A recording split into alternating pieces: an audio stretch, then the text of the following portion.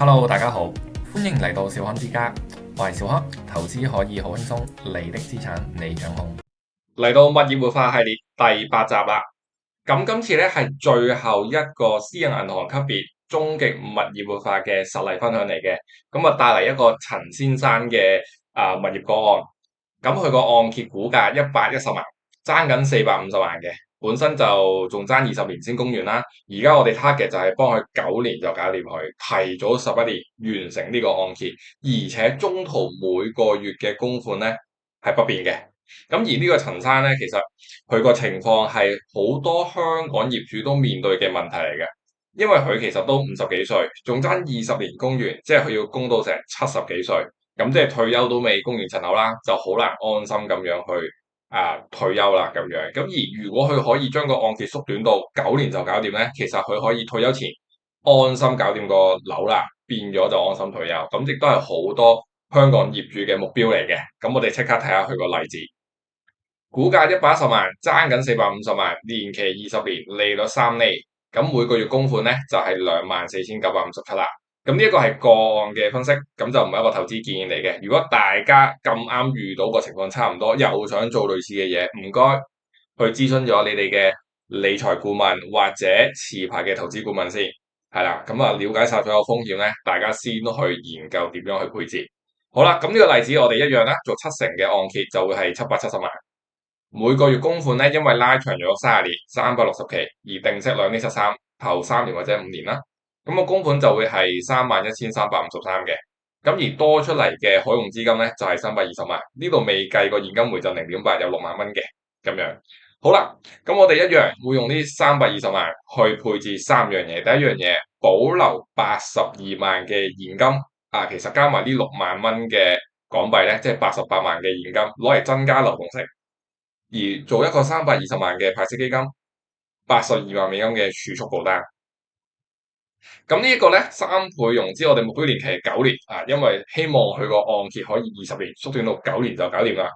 咁而一樣，其實你要做幾多年咧？陳生做幾多年，其實佢有彈性選擇嘅，只不過我哋話其實你9到12年都可以咁講。好啦，320萬，第一步我哋就買一個8厘嘅派息基金。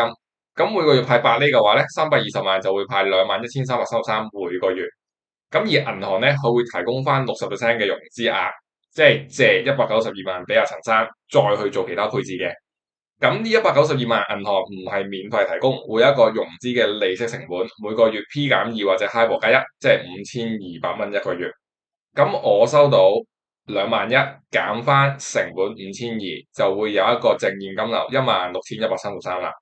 而下一步，陳生攞到呢192萬嘅額外融資資金之外咧，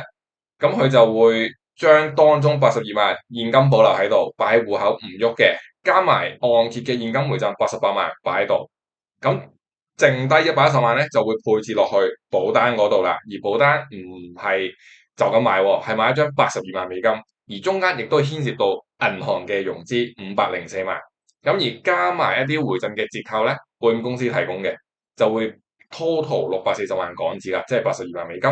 咁因為牽涉到銀行嘅融資啦，504萬，咁會有一個 HIBOR +0.8嘅利息成本嘅，咁就12,000蚊一個月。好啦，咁我哋睇下綜合佢個效果，現金流會係點喎？本身供款係24,900幾蚊，跟住而家基金嘅派息扣埋個融資成本，再減埋保單融資，再減埋按揭 net 嘅供款係幾多咧？咁就16,133啦，減完保單融資12,000蚊同埋供款按揭供款31000，減晒原來每個月自己要供27000嘅，咁就比原先咪多咗2451蚊嘅。咁呢2451蚊，我哋就會用呢一個現金儲備88萬，幫陳生去搞掂咗佢嘅，令到佢只需真係去俾24,000蚊 keep 住喺呢個數就 OK 噶啦。咁9年之後咧，其實會仲有55萬剩嘅，大概用咗30零萬咁樣，因為一個月2400，一年咪3萬蚊左右咯，係啦，3萬蚊咁9年就大概20幾萬，接近30萬咁樣啦。咁9年就會仲有55萬啦。好啦，咁而個基金我哋會贖回，保單都會贖回。基金嘅320萬減完個融資額，仲有128萬剩。保單嘅992萬減完504萬嘅銀行融資，仲有488萬剩，兩個數加埋仲有616萬。好啦，咁我睇下呢個數，616萬再加埋現金儲備55萬，而新嘅按揭我哋話加大個按揭做770萬啊嘛，去到第9年嘅時候咧，其實係爭600萬嘅，變咗其實第9年阿陳生就可以足夠清繳所有按揭，而且提早11年完成咗啦，額外仲有71萬嘅現金喺度。咁當然啦，呢個係牽涉到好多倍嘅融資槓桿嘅，而呢個槓桿嘅倍大咧，同時配合咗風險，而利率風險咧就會令到個現金流改變，咁有現金流嘅風險啦。如果利息增加嘅時候，基金嘅價格波動咧都會隨住槓桿加大，而令到你嘅本金波幅咧更加去加大嘅。咁所以大家要了解晒所有風險，睇下自己可唔可以承擔到，同埋萬一有啲咩事發生嘅時候要點樣去處理啦。咁樣好啦，咁而呢個效果如果達到嘅話咧，我哋就叫做零額外嘅供款，因為佢都係供翻24000啫嘛，而可以做到縮短年期嘅效果啦，係縮短50%以上添。咁如果佢其實唔急住9年嘅，因為本身都要供20年噶啦，我供到12年個效果會點樣咧？首先現金儲備88萬，扣除12年嘅供款補貼，咁仲有47萬嘅，其實佢都係 keep 住12年供24000嘅啫，比原先都提咗8年嘅。好啦，咁樣佢嗰個基金贖回一樣啦，扣翻融資就128萬。咁但係張保單因為擺多3年啊嘛，就會大咗嘅，仲有1180萬。減完個融資就有600幾萬，咁呢度講緊就有851萬剩啦。而個按揭咧，因為又供多咗3年，就會由600萬再減到爭534萬啫。咁我800幾萬減完個按揭清繳埋，仲有額外現金316萬剩喺度。而其實呢個佢係額外嘅現金回報，但係其實真正嘅回報遠超呢個數，因為其實佢仲提早8年完成啊嘛。咁佢慳咗8年嘅供款，一個月係24000，一年差唔多成30萬嘅。咁8年咧講緊係慳咗239萬，加埋呢個數，講緊總回報係555萬，變咗佢唔單止可以縮短8年嘅按揭，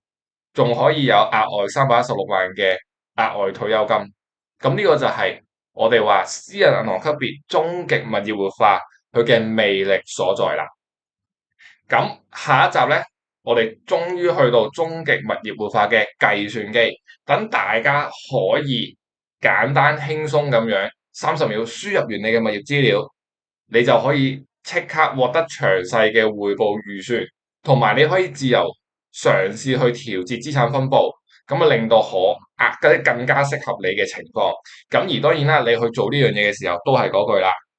你嘅資產你掌控，咁你就去諮詢你信得過嘅持牌理財顧問或者投資顧問啦。咁如果你覺得呢條片幫到你嘅，咁當然就記得 like and subscribe 啦。如果你覺得其他朋友都啱睇嘅，就 share 埋俾佢。咁我哋下期見，拜拜。